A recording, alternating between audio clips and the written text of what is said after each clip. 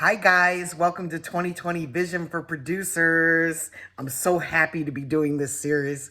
I love producers because for me personally, I hear the beat before anything. So if the music really sucks me in, that's what makes me pay attention to the lyrics. And I love lyrics, don't get me wrong, but it's the beat that always pulls me into the song. I don't know if you guys are the same or not. I know there's a lot of fans out there that do hear the beat before they hear the lyrics. So, today I want to talk about how producers get paid, because most of you are doing this because you're trying to earn a living at doing it. At least I hope you're doing this because you're trying to earn a living. It's definitely important that you perfect your craft and become as great at this as you can possibly be, because it is an art form. And if you're doing this just for the money, it makes it really hard. It's not an easy industry. It's a very expensive industry to be in. And if you're doing it because you think this is the new dope game or this is an easy way to make money, you're going to be really, really, really sad as you go down the road. Um, I always compare the music industry to that toy that I had as a child. It was a clown, and you could punch it and it would swing down and then it would pop back up because there was a weight in the bottom of it. And it was really a cool toy. It was a lot of fun. You could punch it, it would go down and come back up. And I feel like that's kind of what the music industry is. Like, it punches you and you've got to come back up. And if you don't love this, it makes it really hard to spring back up.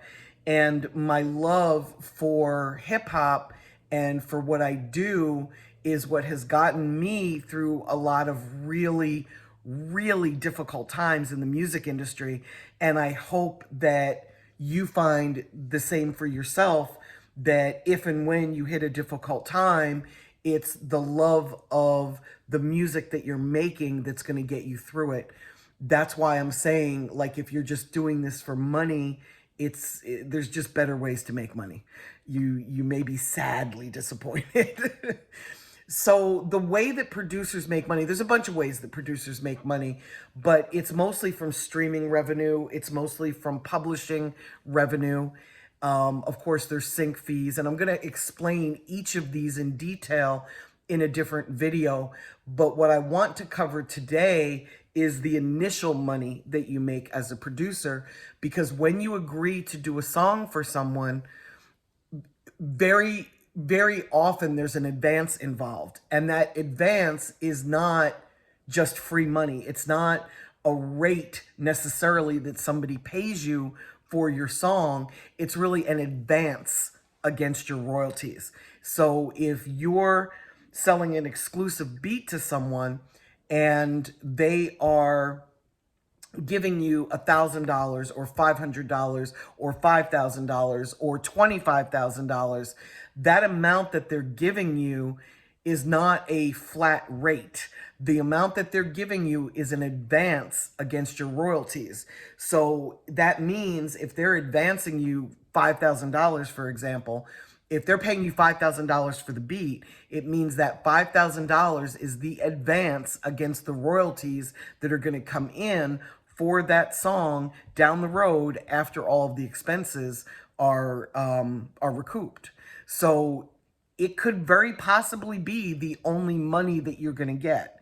If the song is a huge hit record and it goes really far, you can make a lot of money on the back end of your song. There's definitely money there. You're going to make money from performance royalties. If it's a huge radio hit, if it streams really well, you're going to make money, like from Pandora. You're going to make money through Sound Exchange. You're going to make money on the back end of your song. So if you're trying to get on someone's project and you're trying to get a single and you're trying to get, $25,000 or $50,000 as your advance, just understand that there's probably producers out there that are going to be willing to take less money for the opportunity to have the single on the album or the project or the streaming platform, because their goal is to make that back end money. They understand how the game is played. So just take that into consideration when you're negotiating. I'm not saying to do something for free. I don't think you should ever give away your tracks for free unless you have a deal in place to get paid on the back end. And when you're getting paid on the back end, it's not uncommon to ask for a certain share if the artist stays independent, but to get a larger share if that song helps them to get a deal and it's picked up then by a major label. There are times where I've done deals where maybe the independent artist is going to pay $1,000 or $1,500 or $500 or $2,500, depending on what your rate is as a producer.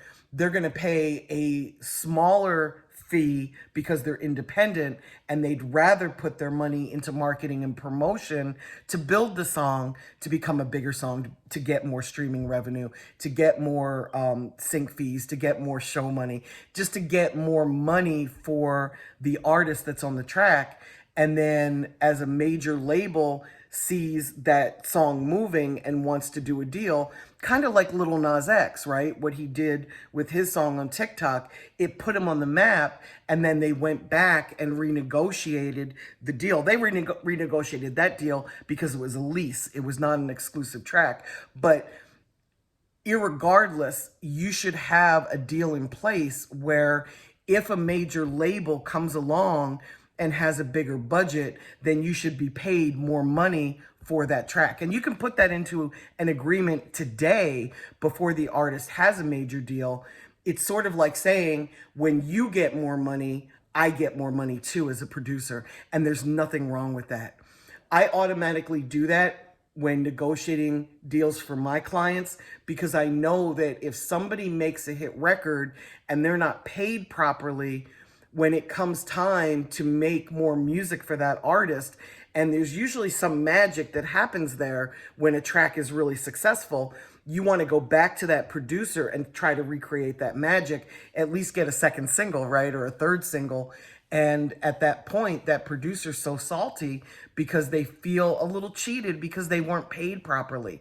There's enough money in this for everybody. So if you take care of the people that do right by you, and everybody gets paid, you're going to have the relationships.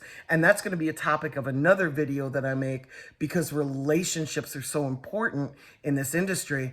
You want to build a great relationship with the artist. The artist wants to build a great relationship with the producer so that you guys can keep making money together. So you can have your attorney, and all of you should have an entertainment attorney. The artist should have an entertainment attorney, and the producer should have an entertainment attorney. And the agreement should be for a certain amount of money up front if that's your business model. I know there's a lot of producers out here that just do beats on the back end. The majority of people that I work with get paid on the back end. They don't get advances up front unless they've got a track record of success where they've made a bunch of hit records. Then they're going to go and get that advance from the artist or the independent label. But in fairness, I only work with independent labels, and they're not equipped to give big advances to producers. They'd rather put the money into the marketing and promotion so that everybody gets paid and that the song grows and they build a relationship of success, instead of putting all of the money into the advance and then not having enough money to shoot a proper video or to market and promote the song to get it to the next level. You don't just put a song out and poof, magic happens and it just takes off. I have seen that happen, but that's like standing in the middle of a field waiting for lightning to strike you. It's just not realistic. It's not a business model. It's more luck than preparation. And the way that I try to build careers in my company is I prepare for as much as possible.